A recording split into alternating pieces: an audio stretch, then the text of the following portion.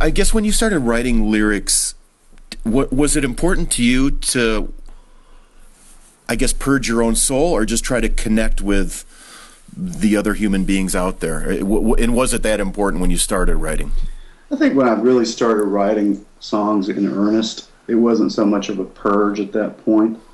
It was just to write songs that lyrically interested me, that the content interested me, and that I hoped, like you always hope, that other people will be interested as well, you know, to sort of connect that way with other people. I mean, you kind of have to write about what you want to write about, or at least people like me do, and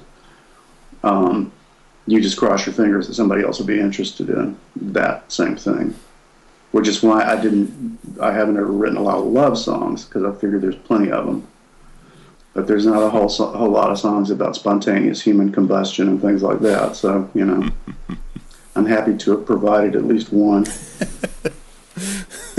Because there's not a plethora, you're right. No. Do you get a sense when you hear other artists' music that they have some sort of earnestness, if that's a word, of what they're writing about, rather than it just being more stuff that gets into pop culture and it just becomes popular because it is? Well, I mean, I'd like to think so, but, you know, it really depends on the artist. And, you know, even if I doubt that they're being earnest, I try to give them the benefit of the doubt, because if it's somebody I don't know personally, then it's hard for me to make that call, you know? Yeah. You know, popular music has gone in such a different direction, at least as far as, you know, the stuff that really sells and the stuff that actually gets out in front of people. You know, just like anything else, I don't think pop music is any more formulaic than it ever has been. I think it's always been pretty formulaic in a general sense. I mean, it's hard nowadays to really gauge anybody's sincerity. I mean, like, at this point in time, we had a little Skype issues, so Murray actually decided to go outside. I'll head on outside, take you with me here. Hey, was there ever a time when you had somebody at a label or a manager or whatever say, "Hey, your lyrics are just too potent"? Too potent? Yeah, just too much cerebral stuff going on. If not, when Guadalcanal Diary got signed, they knew what they were getting into. I mean, the guy that signed us was a real fan. A guy named Kevin Patrick, great guy. I'm still, you know, in touch with him a little bit on Facebook. So they knew what they were getting into. They knew we weren't going to be writing songs about cars and girls and getting high and stuff like that. But you have to remember, too, that was in the wake of REM getting really well known. That was when they first started to really break. And so, you know, I don't know if it's even fair to say that the people that were scouting us, because all the big record labels came after us once we put out that first record on, our first record we did on an indie label called DB. And after all the labels came after us, we were on a club tour, and there were definitely some of them that just came after us because they saw us in the trades and they thought they should. They thought, oh, well, here's, you know, we can have our own REM or whatever the hell they thought. I don't know. But it was in the wake of that. So, you know, that kind of, those kind of bands, all those kind of, we were on college radio a lot too. So everybody was kind of kicking open a door, but REM got a lot more famous than anybody else. So they really helped kick that door open. Which was really funny because we didn't sound anything like them to me then, and we still don't sound anything like them to me then. But everybody in the Southeast got compared to them because they got the most famous. Mm-hmm. So, you know. Mm-hmm. But to get back to the question, I don't think anybody at Elektra ever said, you know, this is just too much. It's just too highfalutin. You need to, like, dumb this down a little bit. Because we had plenty of dumb songs. I mean, Watusi Rodeo is a pretty dumb song, you know. A lot of the stuff on the first album is pretty dumb stuff. We didn't start getting real cerebral till the second one. I don't know. I thought I liked Heathen Rage. Yeah, if I can ask you about That's that. probably the one on the first album, that and Fire from Heaven, that kind of were a little bit off kilter, but the rest of it was just kind of dumb, fun stuff. Is that where you were at the time? I mean, just sticking on Heathen Rage World. Is that where you were at the time, just trying to make sense of things, of life? I guess that's what I got from that song. Yeah, that was probably the catalyst, but it's also really easy and really fun to plunder passages from the Bible to use in songs like that.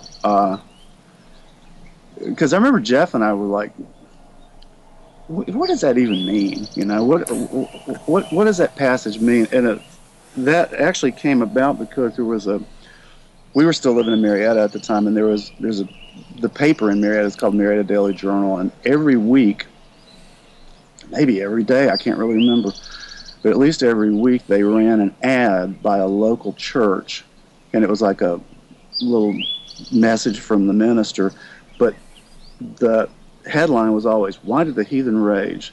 And Jeff and I would see that, what is he even talking about? Because it would be that same headline slug line every week. It's like, this guy's kind of like one note here. But so we just took that, and then we started kind of looking into it, and it fit the song we were going to write, so sort of tailored it around that. I still like that song. Yeah. Does that mean to me that you guys were kind of thumbing your nose at religion at that time? Mm-mm. Oh, no, not at all? No, okay. no, not at all, no. No, I mean, I've written a lot of songs Sure. over my life about, questioning things spiritual. No, I mean, I think of myself as a fairly spiritual person. I'm just not a conventional Christian, that's all. Yeah, okay, cool. Because at the time I was doing a... Well, let me not tell that lie. I'm not a Christian, period. I'm a deist, but I'm not necessarily a Christian, put it that way. I guess I don't know what a deist is. So I believe very strongly in God. Yeah? Yeah. And I wonder if that's how I would describe myself, because every time somebody asks me if I'm a Christian, I have to ask them to define what it means to them. Mm-hmm. Yeah. And I don't like the question, right? I mean... Well, I used to get it a lot. I bet. Funny thing with me, and I've said this in interviews over the years, but I always thought that the stuff that I wrote about spirituality was pretty open to interpretation by anyone. But I never once, in all of my years of playing live and stuff like that, whether it was with Guadalcanal or whether it was on my own tours or whatever, I had plenty of Christians, even fundamentalist Christians, come up to me and talk to me about Christianity, not asking me the question, just saying, like I've had people come up and go, "Oh, I think that's so brave of you to put your Christianity in your songs when it's so unpopular to do that." And I just kind of go, thanks, because you don't want to hurt anybody's feelings. Right. But I have never, ever had an observant Jew, a Muslim, a Buddhist, a Zoroastrian. I've never had anybody ask or say anything to me about religion except for real committed, usually fundamentalist Christians. Nobody else ever comes up and says, "Oh, that's really great that you write all this stuff about my faith, It's great that you write all this stuff about Judaism in your songs." It's like, okay. But Christians always do it. And so therefore they assume I'm this real serious. In fact, I did an interview with somebody, a woman years ago, who was convinced, she had been told ahead of time to watch out for me because I was going to preach to her during the interview. I was like, no, if I'm doing any preaching, it's already in the lyrics. So,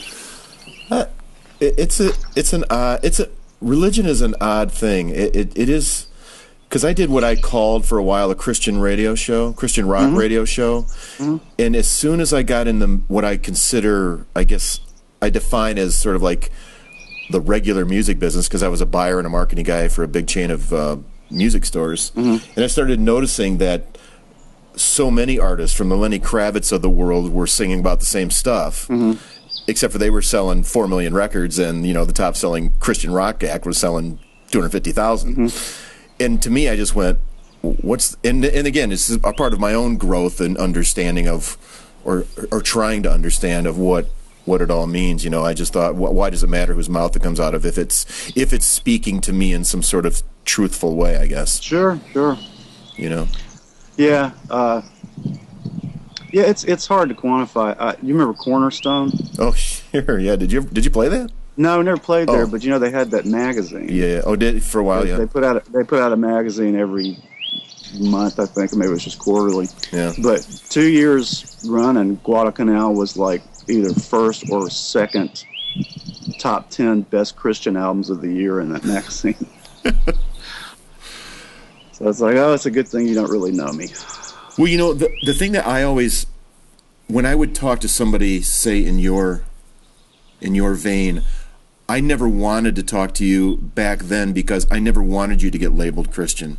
And maybe that was my own thing personally rather than professionally, but it just felt to me like if you get sort of thrown onto that Christian heap, you get categorized differently in record stores. Yeah, you do. You get different venues that you play at, or somebody won't play you or will or wants to play you, you know, because they want to play you in a church or something, you know, and it's like, oh, after a while I just went, I just never want, so I just thought I'm just doing a show that hopefully helps people see light and whatever light means. So, well, you know, that you're right, but occasionally bands kind of can come out and say, oh, well, we consider ourselves a Christian rock band, but they still don't get that label. Like, who was that band? They put out some good records, I think, in either the late 90s or the mid-aughts. Switchfoot, maybe? Switchfoot, yeah. Yeah, they had some great records, and they considered themselves, they were very open about it, you know, but I don't remember ever seeing their discs in a Christian den. Yeah, well, their first label was Sparrow, I know that, or think. Sorry, I'm really vaguing out, but that's right. But the first couple, I definitely were on some sort of Christian label, right? And I think so, yeah. But then they got signed to Sony. But I interviewed John. John is a really good guy. He's a really super nice guy, and very. I think we had this. I'd be having the exact same conversation with him as I am with you right now. And but I just remember him in one interview that I read said, you know, we're not Christian by genre. We're just Christian by faith. That's it. Yeah. And I thought that was a great way to address it. You know who else said that in the 80s? Who? Bono. Yeah, said that about you too. Yeah. Never forget that. In fact, if I'm not mistaken, he actually said, you know, something to the effect of, well, he leaned heavily on the Catholicism side of it. Oh, okay. You know, in whatever the interview was he was doing. I remember thinking, oh, wow, I never even thought about that. You know? Right. You go back and listen to those old records, it's clear, but, you know. But, I mean, there's no stigma attached as far as I'm concerned about if somebody wants to think I personally am. That's okay. I mean, I'm not that far from it, and I certainly grew up that way. Yeah. But, you know, it's just, you know, I've still got questions. I'll probably still have them, you know, 30 years from now. You know, that's the sad thing for me is my dad died about 4 or 5 years ago. And I swear at the end of his life, he was never a super, I mean, he went to church all the time, but, you know, that's different than being somebody who was content with their relationship with, I think, God. But at the end of his life, I think he held on for 3 or 4 months because he could not come to grips with the way he lived. And he was a good man, but he somehow had doubt and all this stuff happening, and I just went, wow, this guy is in his late 80s, and he still hasn't come to a place of contentedness with his maker, if you will, you know? Yeah. Well, you know, I'd say your dad sounded like a pretty smart guy. Yeah. If he was still questioning that late in his life and that close to it, you know. Well, if I have a gift, I think it is curiosity, and it's never ending, because I just remember hearing one minister one time say, somebody asked him, would you live your life any differently if there was no God? And I guess I don't think I would. No. I don't think I'd live my life any differently if there, quote, because I don't even know if there is. I just happen to think there is. Yeah, and it's probably here. Because I was grown in this country, or grew up in this country, right? Same here. That's we're in the exact same place with that. I mean, I don't know if there is. I just think there is. Yeah. And so I just try to get up and be the best person I can be every day and call it good. Yeah. And I fail a lot. So okay, I fail more. I don't know. We'll have a fail off. Fail off, yeah. Okay, a couple more songs on that first record, and then you tell me how far you want me to jump around and blah blah blah. Because I don't want to miss. Do what you like. I don't want to miss the stuff that Don Dixon gave me that I love, and I want to talk about that stuff. So handing out my unreleased album. I'm glad he did. I'm glad some people can hear it. You know, somebody got a hold of it and uploaded. There's actually 2 albums worth of material that never got released, and somebody got a hold of it and put it on a torrent site a while back. Oh, did they? Because a friend of mine emailed me and said, "Oh, guess what I'm listening to?" And he named some obscure song from it. I'm like, "Did I give you that?" And he was like, "Nope." Oh, really? Nope, it's on BitTorrent. Oh. So. Well, but that's fine. At least it got out. You know, the record label wouldn't sell it to me. They wouldn't sell me the rights to release it on my own. So at least people can hear it. Well, I was always good with my word. When somebody gave me something and told me not to share it, I didn't. So I'm telling you right now, other than a few people that I played it for to hear it, I just never gave it to anybody because that's who I was, right? You know, and I felt that was the right thing to do because I was in the business anyway, you know, and kind of still am, you know, so. Well, you know what I almost did, and some people from other labels encouraged me to do this, you know, when it became possible to put music up for free downloads on the internet a number of years ago, they were like, "You just put the stuff up and let people come get it for free." And I said, you know, by that time, Geffen had been absorbed by Uni, and I'm just like, what am I going to do if they threaten to sue me? Right. You know, I don't even want to take the chance. I'm just right. one person. I can't fight against a bank of lawyers at Universal Music Group. Right, right. So I never did it, but I'm perfectly happy with it being out there. You know, share it with your friends. It's fine. Well, the funny thing, I think, again, I'm talking businessy wise, is people have given me music, and later on they'll go like, "You never leaked that music?" Like, no, dude, you gave it to me. It's like, I think half their intention was they'd hope it would leak out because then it created X amount of publicity and yak, blah, blah, blah.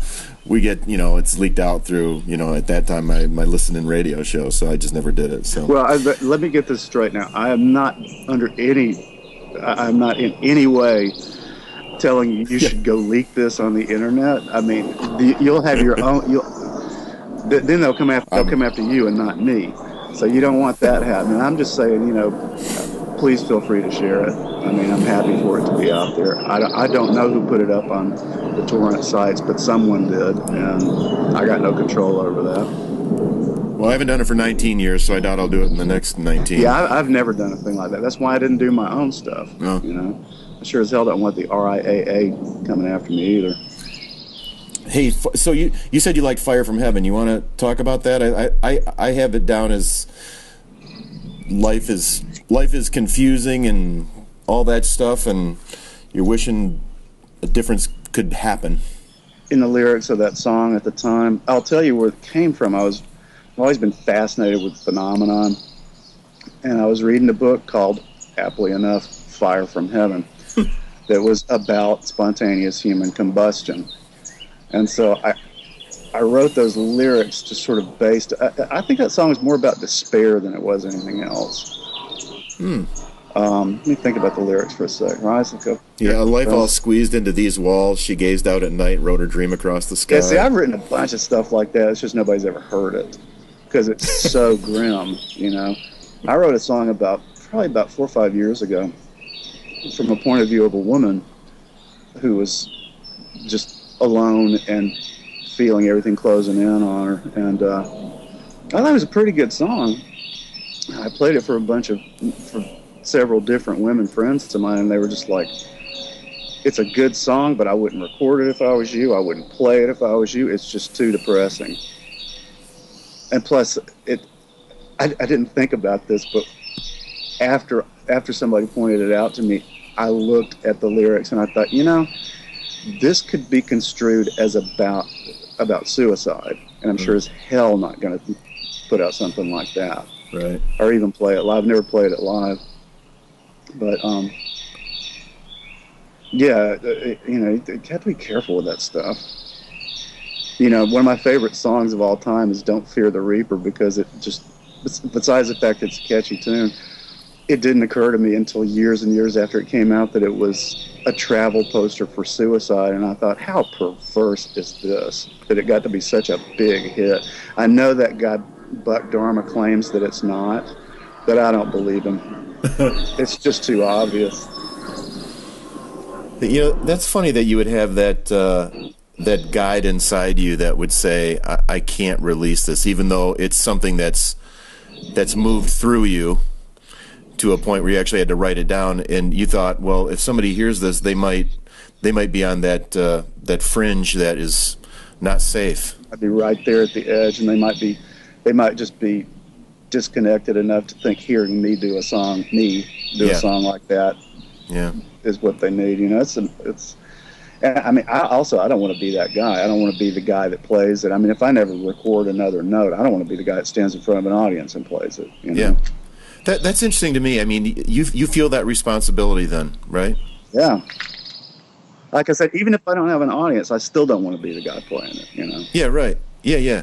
But I think there's artists out there that write that song and they go, oh man, this is so close to the edge. That's what people dig. And so it's almost more important for them to write something that's closer to the edge than it is to be, again, overusing the word responsible. Yeah, and I like a lot of stuff like that. You know, I like a lot of real dark stuff. I mean, Leonard Cohen's always been one of my favorite singer-songwriters ever. And I mean, his early stuff, well, at least by Songs of Love and Hate, was really grim, really grim. But I'm not listening to him in a bathtub with a razor blade in my hand either. Yeah, you know. Right. I mean, I'm okay, so I'm listening to it. Yeah, right. So I don't have a problem with that stuff. I just don't want to be that person, you know. And I've done it a little bit, and Fire from Heaven was probably one of them. Although I don't think anybody could construe that song as being about suicide. It's all metaphorical, and it's all. But you never know. Yeah. You never know. Yeah. I mean, look at all the flack Ozzy Osbourne got back in the '80s for writing Mr. Crowley. Right. Or no, not Mr. Crowley. Suicide Solution. Oh yeah, right. Which, if you listen to not that I'm a big fan of his, but I mean, if you listen to those lyrics, because I did, I mean, it's clearly the opposite. You know, he's going for the opposite message that everybody took from it. You know, that a lot of people took from it. Anyway, there's just so many other things you can write about. Why get into that? Well, you wrote about an interesting topic. I thought was about a military person who died in Trail of Tears, right? Jeff actually wrote the majority of that song. Did he? Okay.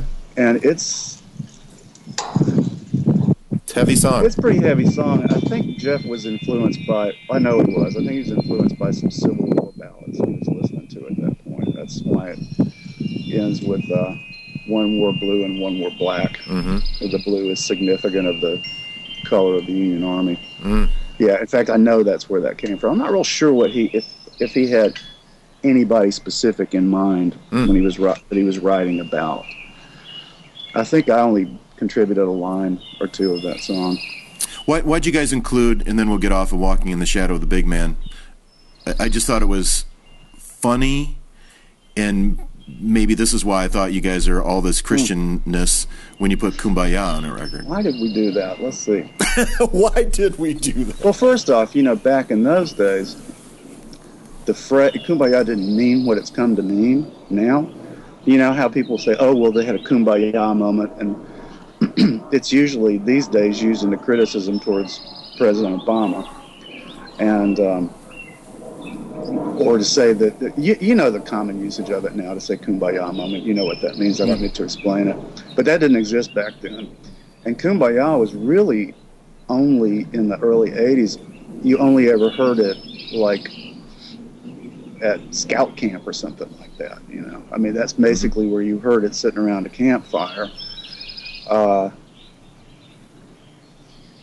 I think we just did that for fun. I think it was just pure fun that we did it. I don't think it had any deep meaning. And Jeff came up with the idea of doing the break in the middle that sounds like The Who, and I just thought that was terrific. You know, we used to love to take songs and bend them out of shape so that they weren't what they started out as, and Kumbaya was one of those. We also did a thing like that with Johnny Be Good that's not on that album, but we did it in those sessions, and it's on the flip side of the 45 of Watusi Rodeo. Mm-hmm. where we took Johnny B. Good and made it a funeral dirge. And we used to play that live a lot, too. Yeah. Yeah. It's actually on.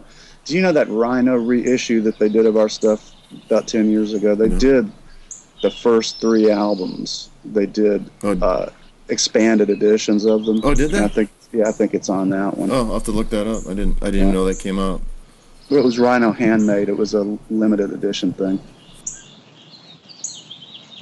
Limited edition in those terms means we're not sure this is going to sell, so we're only going to print 10,000 copies of it. If it goes past that, then we'll make it part of the catalog. Yeah, I think is how that works. But those actually turned out really good because they were curated by a good friend of mine named Scott Schindler, who is a writer, and he knew more about us than I knew, and he did all the liner notes and all this, and basically rode me until I just was on my back. He lived in New York at the time, and he was on my back on the phone all the time going, okay, what else you got? What else you got? Come on, dig, find some more stuff. And so he ended up with a pretty good collection out of it. So can I ask a business question about that? Sure. Do you sign a new deal when that kind of thing comes out, or is no, it... No. Okay. You have to sign some releases, but that's it. All of that stuff was owned by Elektra, Warner Elektra Asylum, so no, they did the business stuff from them. They licensed it all from them. So are you able to realize any change, any check in the mail on that kind of stuff? Nah. Not really? Because did your albums recoup? That's a good question. And one I've never thought was satisfactorily answered. There was a lot of interesting stuff going on before we signed to Elektra. And I'm not going to go into this very much, except just to say that the first album, Elektra re-released the first album. You may or may not know that. We insisted on that. That was part of our contract because we felt like it hadn't got enough distribution in the United States. Because Danny Beard, who ran DB Rex, is a great guy. He's actually a cousin of mine. I didn't know it when we made the record. We found out years later that we were cousins, yeah. Seriously? Cousins by marriage, but nonetheless. That's hilarious. Great guy. Yeah. And, worked it hard, but, he was very limited in what he could do distribution-wise. So when we signed with Elektra, we insisted. They didn't want to do it, but we insisted that they do it, and so they did, to their credit. But that was before we found out that it had gotten licensed as an indie to a label in the UK, which then turned around and licensed it to everybody they could think of. Really? In Europe and I think in Southeast Asia. And so we never saw royalties from any of that. So we really don't know what it sold. But as far as recouping from Elektra, yeah, I'm pretty sure it did. I think the first 3 did ultimately. I don't know if the last one did. Yeah, it's although the last one had the biggest radio hit we ever had, which is totally ironic to me.